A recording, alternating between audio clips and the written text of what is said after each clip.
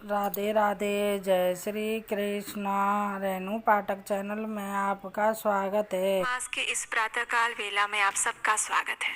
प्रातःकाल का समय आत्मा की जागृति के लिए, साधना के लिए होता है, जब एक साधक अपने शरीर और मन के माध्यम से परम उच्च सर्वश्रेष्ठ परमात्मा के साथ अपना योग संधान करते हैं। और ये पवित्र फाल्गुन मास चल रहा है। ऐसे समय में हम परम भगवान श्री कृष्ण के साथ तादात्म्य का अनुभव करते हुए इस समय फाल्गुन मास की सुंदर पौराणिक कथाओं का श्रवण कर रहे हैं। तो चलिए हमारी इस कथा यात्रा को आगे बढ़ाते हैं और सुनते हैं आज की फाल्गुन मास कथा।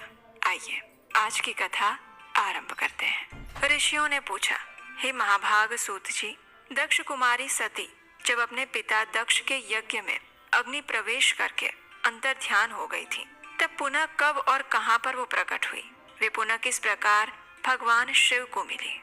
तब सूत जी ने कहा, हे ब्राह्मणों, दक्ष कुमारी सती देवी जब अपने पिता के यज्ञ में अंतर ध्यान हो गई, तब अपनी शक्ति से बिछड़े हुए भगवान महेश्वर उत्तम तपस्या में संलग्न हो गए।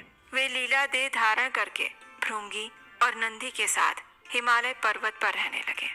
उसी समय नमूची के पुत्र तारकासुर ने बड़ी भारी तपस्या करके ब्रह्मा जी को संतुष्ट किया था। ब्रह्मा जी उस पर प्रसन्न हुए और उस दुरात्मा को इच्छा अनुसार वर देने के लिए उद्यत हो गए। ब्रह्मा जी ने कहा, तुम कोई वर मांगो। और उनकी ये बात सुनकर तारकासुर ने कहा, प्रभु, अगर आप मुझ पर प्रसन्न हैं तो मुझे अजर, अमर और अजय बना दीजिए। तब ब्रह्मा जी ने कहा, तुम अमर नहीं हो सकते हो। जो इस संसार में जन्म ले चुका है उसकी मृत्यु अटल है। तब तारकासुर ने कहा, फिर आप मुझे अजय बना दीजिए।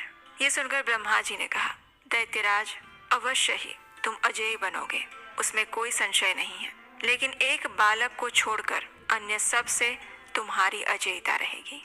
इस प्रकार वरदान पाकर तारकासुर बड़ा बलवान हो गया। उस समय देवता लोग राजा मुचुकुंद का आश्रय लेकर, उनका साथ लेकर तारकासुर के साथ युद्ध करते और विजयी होते थे। मुचुकुंद के ही बल से देवताओं ने विजय प्राप्त की। तब उन्होंने सोचा, इन दिनों हमें निरंतर युद्ध में रहना पड़ता है। ऐसे समय में हमारा क्या कर्तव्य है, अथवा भवितव्यता ही ऐसी है। ऐसा विचार करके वे ब्रह्मा जी के लोक में गए।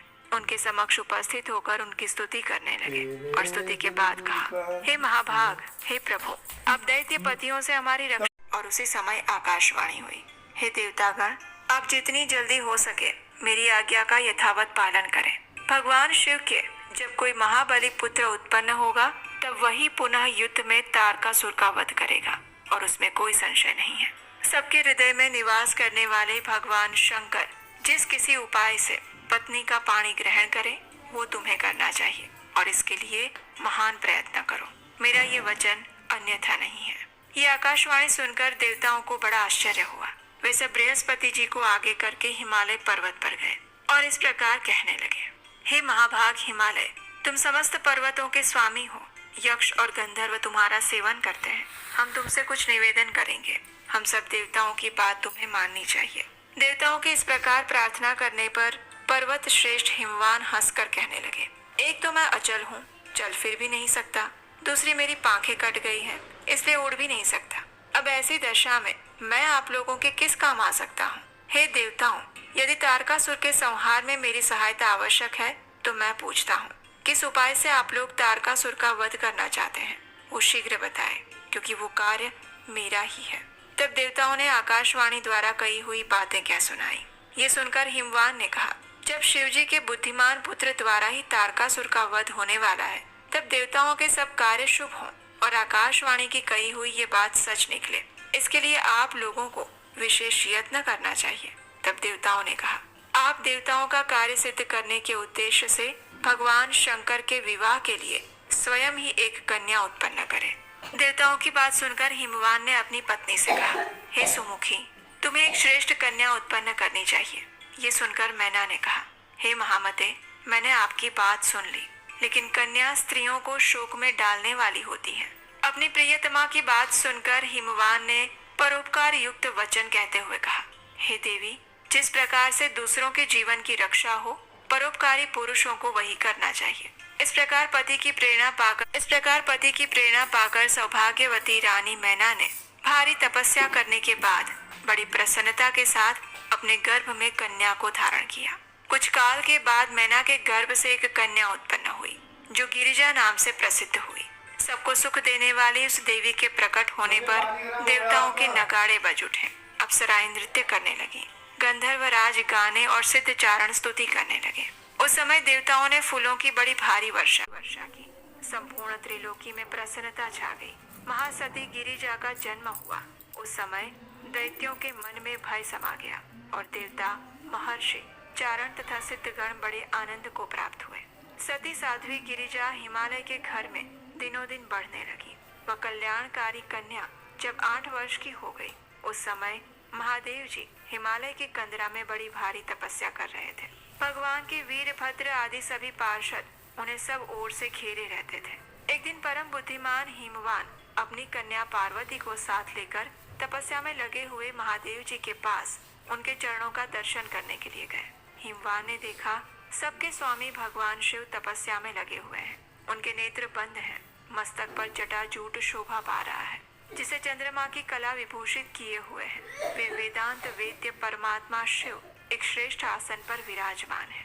दर्शन करके हिमवान ने भगवान के चरणों में मस्तक झुकाया और मन ही मन बड़ी प्रसन्नता का अनुभव किया। हिमाचल बड़े धैर्यवान और उत्कृष्ट प्राणियों के आश्रय है। वाणी का रहस्य समझने वाले विद्वानों में उनका स्थान बहुत ऊंचा है। उन्होंने संपूर्ण विश्व का एकमात्र मंगल करने वाले भगवान शिव से इस प्रकार वार्तालाप किया। हे महादेव, मैं आपके प्रसाद से बड़ा सौभाग्यशाली हूँ। हे देवेश्वर, आप मुझे इस कन्या के साथ प्रतिदिन अपने दर्शन के लिए आने की आज्ञा दीजिए। ये सुनकर देवाधिदेव महेश्वर ने कहा, पर्वतराज, इस कुमारी कन्या को घर में छोड़कर ही आप प्रतिदिन मेरे दर्शन के लिए आ सकते हैं, अन्यथा मेरा दर्शन नहीं होगा। तब हिमाचल ने मस्तक झुकाकर पुनः महादेव जी से कहा, हे भगवान, क्या कारण है कि मुझे इस कन्या के साथ यहाँ नहीं आना चाहिए? तब भगवान शिव ने हंसते हुए उत्तर दिया, यह कुमारी सुंदर कटिभाग से सुशोभित, सुंदर अंगों वाली और मृदु वचन बोलने वाली है। अतः मैं तुम्हें बार बार मना करता हूँ कि इस कन्या को मेरे समीप मत लाना। भगवान शंकर का ऐसा निष्ठुर वचन सुनकर गौरांगी पार्वती तपस्वी शिव से इस प्रकार कहने लगी, हे शंभो, आप तपशक्ति से संपन्न हैं और बड़ी भारी तपस्या में लगे हुए हैं। आप जैसे महात्मा के मन में जो ये विचार उत्पन्न हुआ है वो केवल इसलिए कि ये तपस्या निर्विघ्न चलती रहे। परंतु मैं आपसे पूछती हूँ, आप कौन हैं और ये सूक्ष्म प्रकृति क्या है? आप इस विषय पर भली भांति विचार कीजिए। तब महादेव जी ने कहा, हे सुंदरी, मैं उत्तम तपस्या के द्वारा ही प्रकृति का नाश करता हूँ। प्रकृति से विलग रहकर अपने यथार्थ स्वरूप में स्थित होता हूँ। इसलिए सिद्ध पुरुषों को प्रकृति का संग्रह कदापि नहीं करना चाहिए। भगवान शिव के ये वचन सुनकर पार्वती जी ने एक बड़ा ही गूढ़ और मर्माहिक वचन कहा, एक ऐसा उत्तर दिया जिसे सुनकर भगवान शिव अत्यंत प्रसन्न हो गए। और वो उत्तर क्या था वो हम सुनेंगे हमारे इसी फाल्गुन मास कथा श्रृंखला की अगली कड़ी में, कल प्रातःकाल।